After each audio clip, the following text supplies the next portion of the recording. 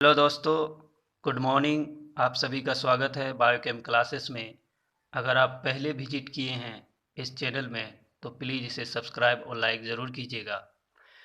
आज से हम लोग स्टार्ट करने वाले हैं नीट जेई और बोर्ड एग्ज़ाम के लिए जो बेसिक चीज़ की ज़रूरत है, और हम लोग zero to hero in chemistry में बनेंगे।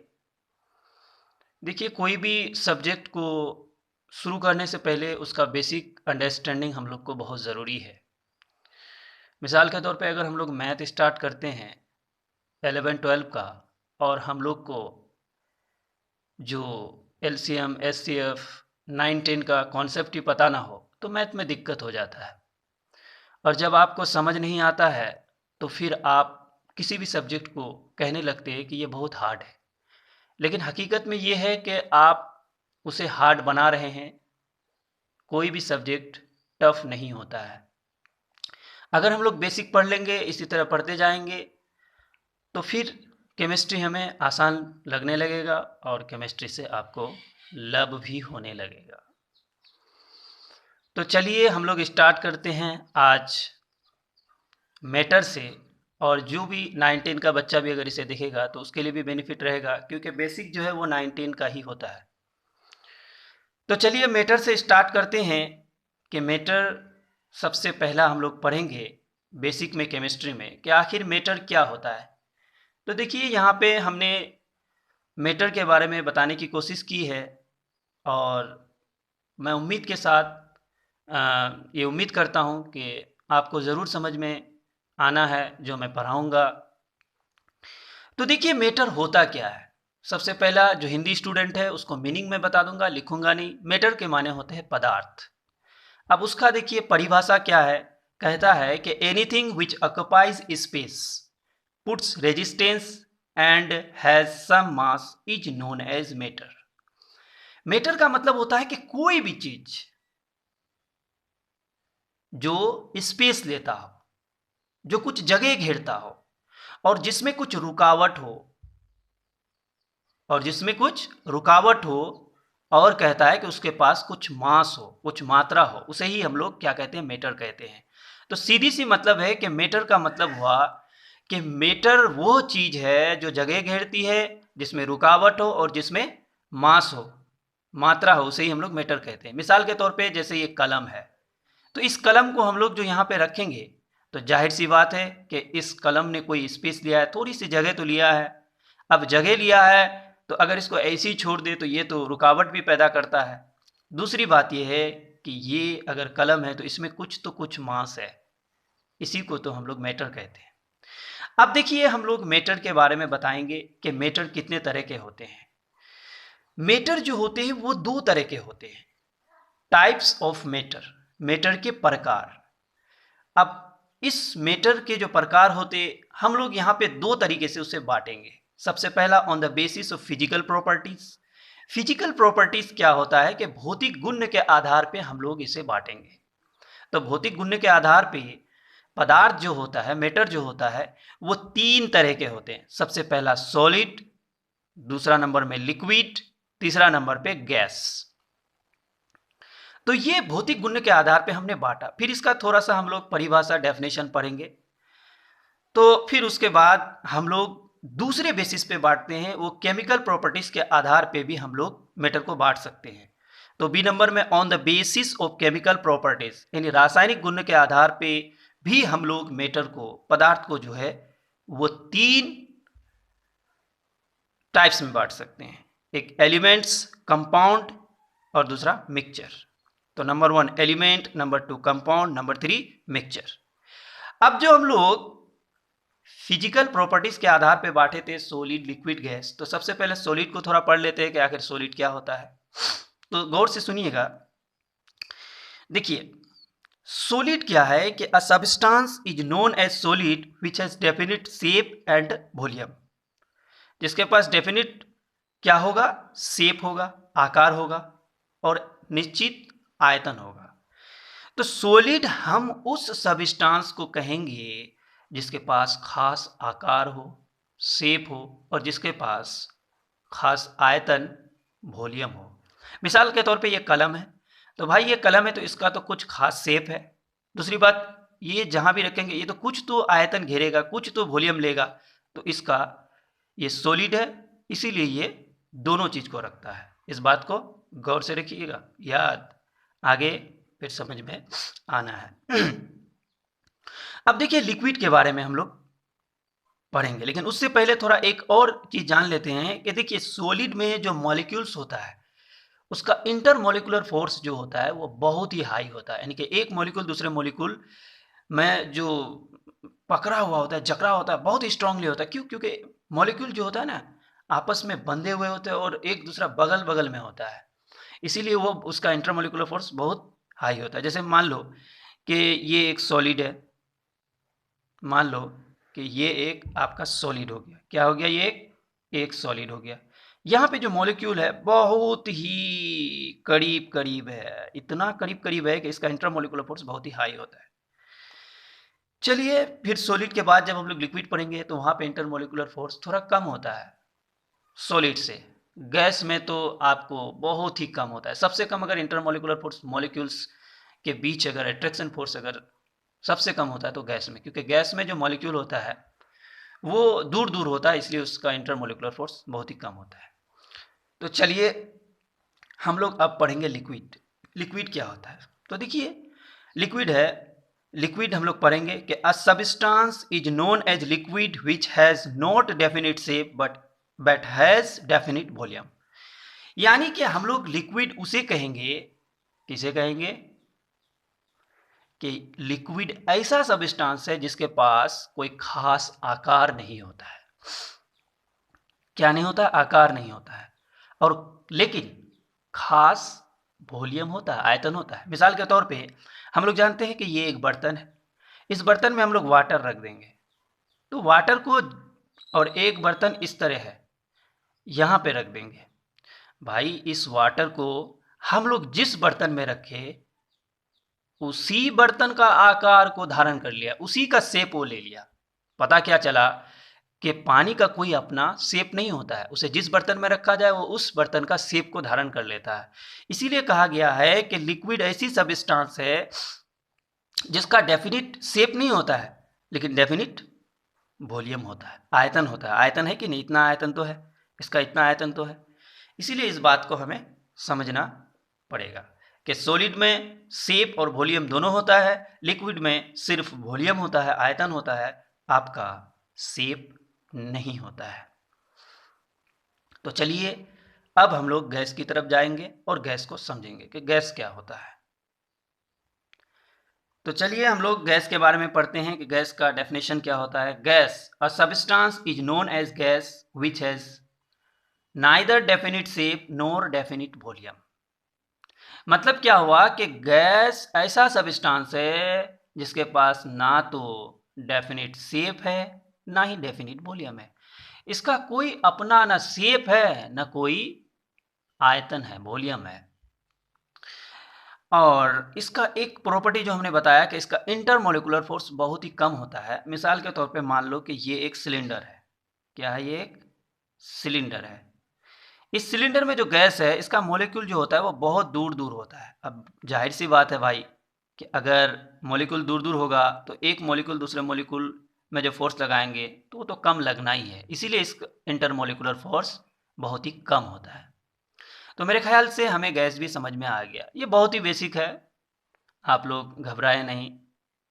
कल से जो क्लास देंगे वो बहुत ही इम्पोर्टेंट रहेगा आपके 11-12 के लिए। उसे नहीं आएगा तो आप केमिस्ट्री समझ नहीं पाएंगे। तो चलिए हम लोग दो तरीके से मैटर को बांटे थे। पहला हम लोग पढ़ लिए फिजिकल प्रॉपर्टीज के बेसिस पे, अब हम लोग on the basis of chemical properties के आधार पे बांटेंगे। तो रासायनिक गुण के आधार पे हम लोग बांटे थे एलिमेंट, कंपाउंड एंड मिक्सचर। तो सबसे पहला एलिमेंट को पढ़ते हैं कि एलिमेंट क्या होता है। तो इसका हम लोग डेफिनेशन पढ़ लेते हैं। देखिए एलिमेंट क्या है, जरा सुने। The element is the purest form of a substance which can neither be divided into two or more than two substance।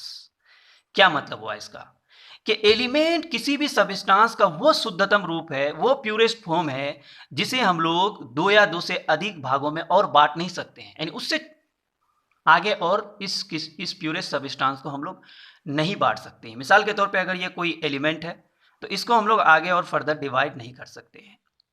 ये तो पहले का डेफिनेशन था। आज के डेट में अकॉर्डिंग टू मॉडर्न थ्योरी के मुताबिक कहा गया है कि element is the purest substance made up of atoms, हाँ, all having same atomic number, यानी जिसके पास क्या होता है, अपना अपना एटॉमिक नंबर होता है।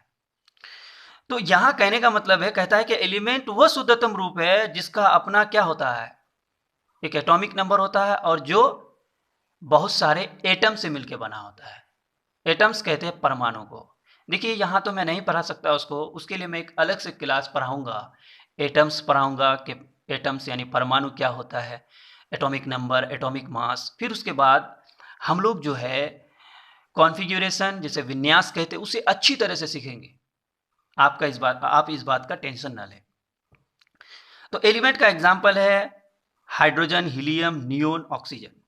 उसके बाद हम लोग सेकेंड में पढ़े थे कि केमिकल प्रॉपर्टीज के आधार पे कंपाउंड भी आता है। तो कंपाउंड क्या है, जरा गौर से सुने। देखिए कंपाउंड उसे कहते हैं, उसका डेफिनेशन समझ लेते हैं हम लोग। व्हेन टू और more than two element combine in a definite ratio to form a new substance which has properties different from the constituent element are known compound। कह रहा है कि when two or more than two element combine in a definite ratio to form a new substance, जब दो या दो से अधिक एलिमेंट एक खास रेशियो में क्या करता है कि जुड़ता है तो एक नए सबस्टांस का बनाता है। और ये बात याद रखें, ये जो नए सबस्टांस बनता है तो इसका प्रॉपर्टीज डिफरेंट होता है उस एलिमेंट से। अब क्या मतलब हुआ, जैसे मान लो कि हम लोग हाइड्रोजन,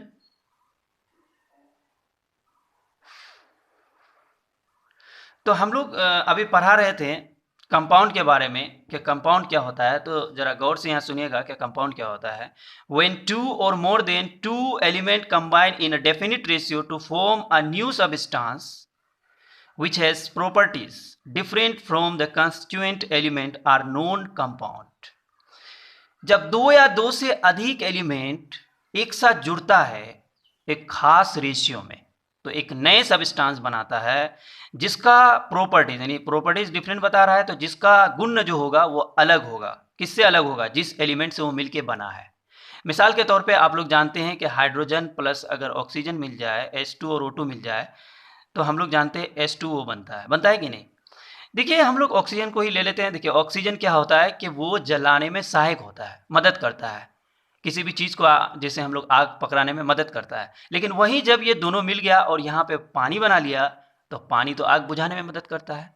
तो बताओ इसका जो प्रॉपर्टी था और वाटर का प्रॉपर्टी सेम रहा, नहीं रहा, इससे ही मिलके बना ना। तो इसीलिए कहा है कि प्रॉपर्टीज डिफरेंट होगा जिस एलिमेंट से मिलके बना होगा। यही चीज़ है कंपाउंड। लेकिन एक चीज़ याद रखना कि कंपाउंड का रेशियो एकदम फिक्स होता है, एक खास रेशियो में ही बनता है। तो अब हम लोग एलिमेंट पढ़ लिए, कंपाउंड पढ़ लिए। कंपाउंड का एग्जांपल हम लोग जैसे कि यहाँ H2O दिए, ये भी एक कंपाउंड है। NaCl, बहुत सारे डिफरेंट हम लोग अच्छे से पढ़ेंगे उसको, आप टेंशन ना ले। अब हम लोग जो आगे जो पढ़ेंगे वो मिक्सचर के बारे में पढ़ेंगे। तो चलिए अब हम लोग मिक्सचर के बारे में पढ़ेंगे कि मिक्सचर क्या होता है। तो इसका डेफिनेशन देखिएगा कि the substance obtained by mixing two और more element in any ratio is called mixture. अब गौर करना, कंपाउंड के डेफिनेशन में हमने कंपाउंड में कहा था कि उसमें फिक्स्ड रेशियो चाहिए, लेकिन यहाँ पे मिक्सचर में किसी भी रेशियो में आप बना सकते हैं। फिक्स रेशियो का आखिर मतलब क्या हुआ, जैसे हम लोग वाटर का एग्जांपल लिए थे, तो देखो वाटर में H2O ये फॉर्मूला होता है वाटर का, है कि नहीं। आप वाटर जानते हैं लेकिन इसका केमिकल नेम क्या है, हम लोग ज़रूर आगे क्लास में पढ़ेंगे। वाटर का केमिकल नेम क्या है, बहुत से बच्चे नहीं जानते हैं, ज़्यादातर बच्चे तो जानते हैं वाटर का फॉर्मूला H2O, बट वाटर का केमिकल नेम क्या है पता नहीं। इसको भी जानेंगे, आप टेंशन ना लें। तो यहाँ फिक्स रेशियो का मतलब है, ज़रा देखिए भाई, ये जो आप हाइड्रोजन देखते हैं, इसका मास होता है 1, तो 2 है, क्या है ये 2 है, तो इसीलिए यहाँ 2 लिखेंगे, 2 हाइड्रोजन है। तो ऑक्सीजन का आपका जो मास नंबर होता है वो 16 होता है, तो दोनों का अगर सिंपलेस्ट रेशियो लिखेंगे तो 1:8 होगा। यही इसका फिक्स रेशियो हुआ, चाहे आप रिवर का पानी में एक्सपेरिमेंट करें या तालाब का पानी में या ट्यूबवेल का पानी में, किसी का भी पानी में आप एक्सपेरिमेंट कीजिए, इसका रेशियो इतना ही निकलेगा। यही कहा गया कि कंपाउंड का फिक्स रेशियो होता है, लेकिन मिक्सचर का कोई फिक्स रेशियो नहीं होता है भाई, इस बात का आप गौर करें। तो मिक्सचर का एग्जाम्पल एयर हुआ, सी वाटर हुआ। अब मिक्सचर जब हमें समझ में आ गया तो हम लोग टाइप्स ऑफ मिक्सचर पढ़ेंगे, है ना। यानी कि मिक्सचर का मतलब मिश्रण होता है, तो अब मिश्रण के टाइप्स को पढ़ेंगे, प्रकार को पढ़ेंगे। बहुत बच्चा बोल रहा है मिश्रण के टाइप्स, इंग्लिश हिंदी मिक्स। ये इंडिया है, बीएड इंडिया, यहाँ इसी तरह बोला जाता है समझ आने के लिए, नहीं तो समझ में नहीं आएगा।